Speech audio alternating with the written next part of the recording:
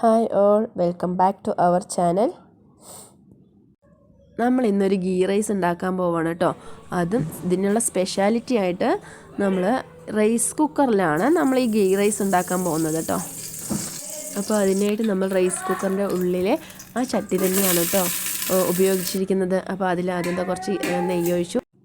ആദ്യം തന്നെ മസാല ഒന്ന് മൂപ്പിച്ചതിന് ശേഷമാണ് സവാള ഇടേണ്ടത്. ഞാൻ ഫസ്റ്റിന് സവാള ഇട്ട് പോയിട്ടാ. അതിന് ശേഷം പിന്നെ മസാലകളും കൂടി ഇട്ടിട്ട് ഒന്ന് മൂപ്പിച്ചെടുക്കുകയാണ്.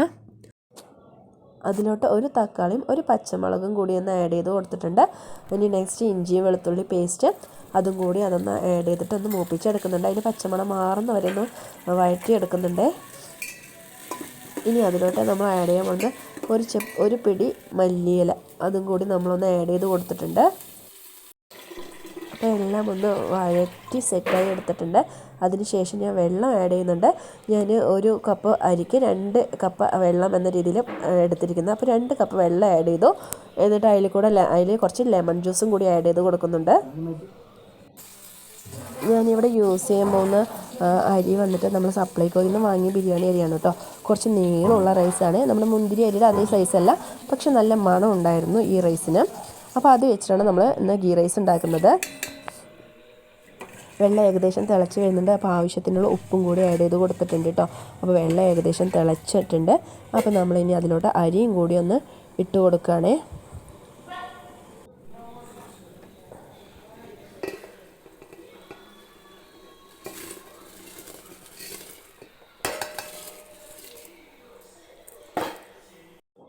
റൈസ് ഇട്ടതിന് ശേഷം നന്നായിട്ട് തിളച്ചിട്ടുണ്ട്. അപ്പോൾ ഒരു വെള്ളം വറ്റുന്ന സൈസായിട്ട് ഒരു 3/4 വേവോളം ആയിട്ടുണ്ട്.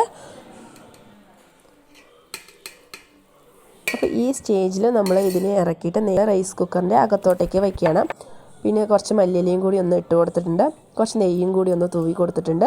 അപ്പോൾ ഇത്രയും ചെയ്തിട്ട് നമ്മൾ അടച്ചു വെച്ച് വെരി സിമ്പിൾ, നമ്മുടെ പണി കഴിഞ്ഞിരിക്കുന്നു. ഇന്ന് നമ്മൾക്ക് സെർവ് ചെയ്യുന്ന സമയത്ത് എടുത്ത് ഡയറക്റ്റ് ഉപയോഗിക്കാം. ഇതിനകത്ത് തന്നെ അത് സെറ്റായി കിട്ടിക്കോളും.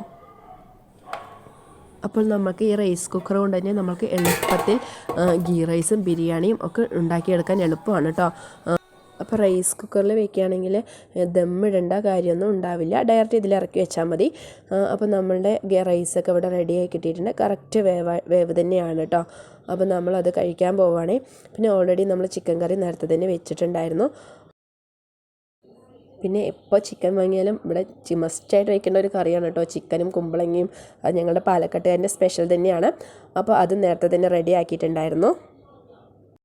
നമ്മുടെ റൈസ് കുക്കറിൽ ഉണ്ടാക്കിയ ഗീ റൈസ് ഇവിടെ റെഡി ആയിരിക്കുന്നു. ട്രൈ ചെയ്യാത്തവരൊന്ന് ട്രൈ ചെയ്യൂ. ബൈ.